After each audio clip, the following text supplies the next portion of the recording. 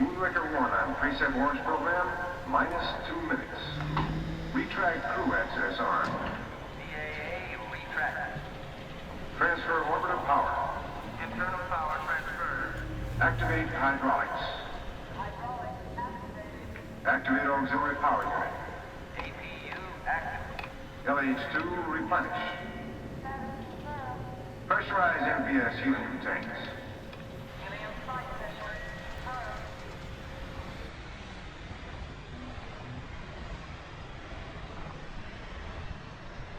The battle station is heavily shielded and carries a firepower greater than half the Starfleet. Its defenses are designed around a direct, large-scale assault. A small, one-man fighter should be able to penetrate the outer defense. Pardon me for asking, sir. What good are snub fighters going to be against that? Well, the Empire doesn't consider a small, one-man fighter to be any threat, or they'd have a tighter defense. An analysis of the plans provided by Princess Leia has demonstrated a weakness in the battle station. The approach will not be easy. You're required to maneuver straight down this trench and skim the surface to this point. The target area is only 2 meters wide. It's a small thermal exhaust port right below the main port. The shaft leads directly to the reactor system. A precise hit will start a chain reaction which should destroy the station. Only a precise hit will set up a chain reaction. The shaft is ray shielded, so you'll have to use proton torpedoes. That's impossible, even for a computer. But it's not impossible. I used to bullseye womp rats in my T-16 back home. They're not exposed to TV. Then man your ships.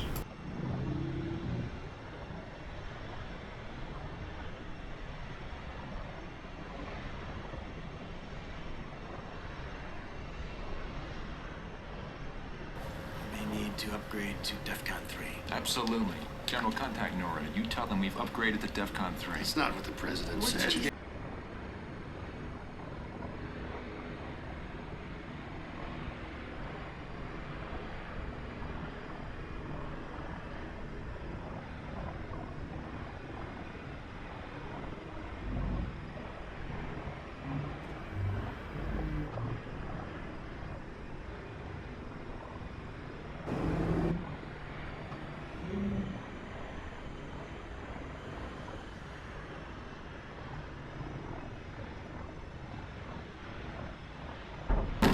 Welcome to Earth.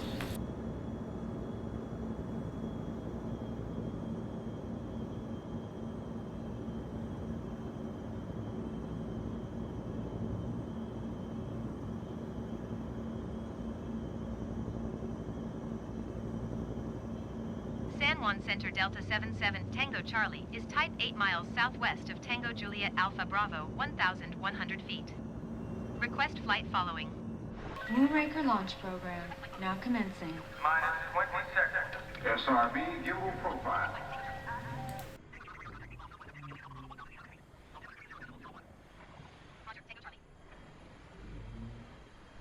Our intelligence tells us the object has settled into a stationary orbit. Wow, that's good news. Not really, sir. Part of it is broken off into nearly 3 dozen other pieces. Smaller than the whole, sir. Yet over 15 miles in width themselves. Where are they heading? They should be entering our atmosphere within the next 25 minutes.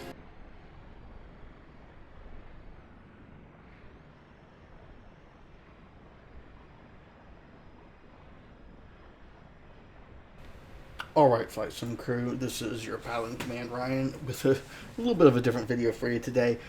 Just watching other folks as they have shown the new Halo Pelican on Microsoft Flight Simulator, I kind of got the feeling that nobody was using it the way it was intended to be used. So I see people, trying to take it into outer space and kind of fly it like an airplane, and I just really think that's missing the mark here. So take a moment to enjoy this video.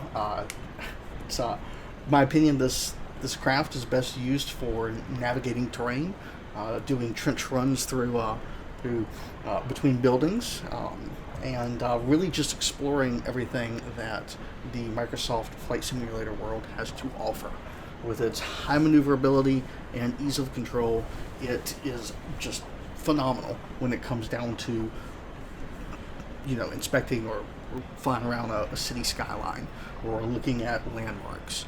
And while it is affected by wind, I think in an earlier video I did not believe it was affected by wind, but I can confirm now after using it for a little bit that it does get blown around a little bit by the wind. But aside from that, the Pelican in its vertical mode is one of the most maneuverable, nimble aircraft ever. You will see me weaving in and out of buildings and city streets and cruising down canyons. I think it is an experience onto itself. So hope you don't mind the goofy little memes, and I hope you enjoyed this video, and I hope it's not too terribly long for you. It's really just meant to give you a chuckle and get you thinking outside the box on what the Pelican could do.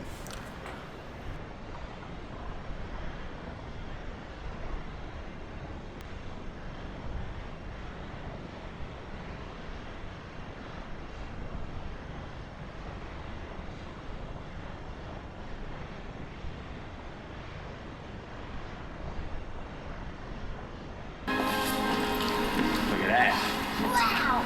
Does that thing really fly in outer space? It most certainly does.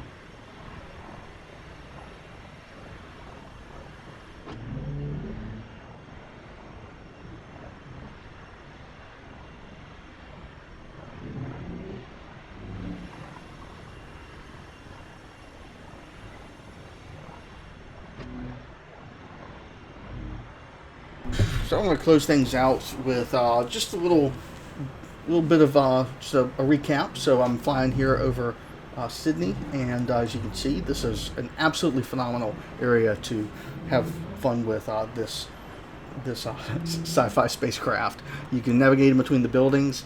I will say that Microsoft Flight Simulator is very sensitive. If you so much as tap one of those buildings, it will count as crash damage, and it will end your flight then and there. So know that if you are wanting to perform maneuvers like what I'm doing, then be very, very mindful of your surroundings and be very cautious on your controls.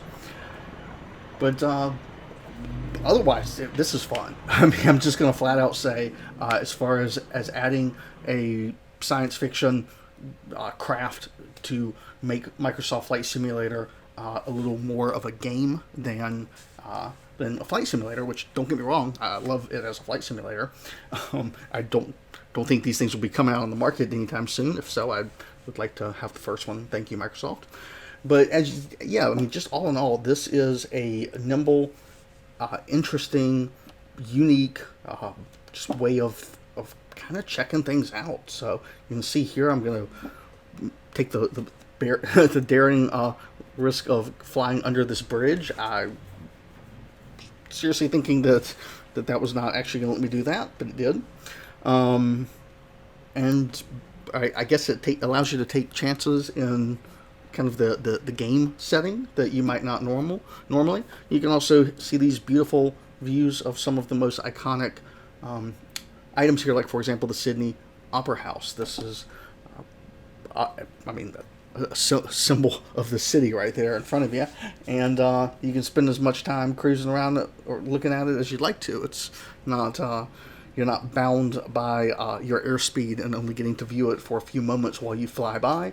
You can even give yourself some challenging scenarios where you go into fog and navigate through that. This is the city of New York here, and I'm going to try to stick to the rivers because I do not want to get too close to the actual buildings. And this was right after the most recent update, so I was kind of hoping to see a pretty big step up in the graphics of New York for the World Update X that just released. I would probably do another video with my thoughts on that. But you can see here that's very just, you know, the scenery is amazing. the way in which they have the sun, the clouds, the shading is phenomenal. Statue of Liberty looks great right there, and you know, you can hover around it, spend as much time as you want. You can, you know, just gives you a lot of freedom. Airplane mode I find to be also very easy to use. So when I fly it as an aircraft, I do have to kind of adjust. I want to be in the cockpit view to fly it that way, but it's very intuitive. It tends to like to either climb or descend. It doesn't seem to kind of hold straight and level flight very well. Maybe there's no trim tabs on it. I'm not sure. I haven't explored it that much. But when it comes to something like this, just cruising down the river in the canyon, I mean, this is fun, you know. And I would say that I'm probably going to get hours more of enjoyment just when I need to take a break from my flight lessons and I just need to decompress and be goofy. This is going to be the way in which I do it. I'd be curious to know for you all what you think about this, if you've used it yet, if it's something that you loved it, you hated it. Also, where's this going, right? Is Microsoft... I can't imagine Microsoft would release something like this unless they have something in the works. So, I don't know. Are we going to end up with a combat simulator? They did that years ago after a good release. But that's just speculation. Hey, folks, thank you so much for watching this video. Drop a like if you enjoyed it. Write me a comment if you want to tell me how great I did, how terrible I did, other things that maybe I should be looking at as I skim across here the Hoover Dam Reservoir looking a lot healthier than it does in real life. Folks, thank you for your time, and I will see you in the next video.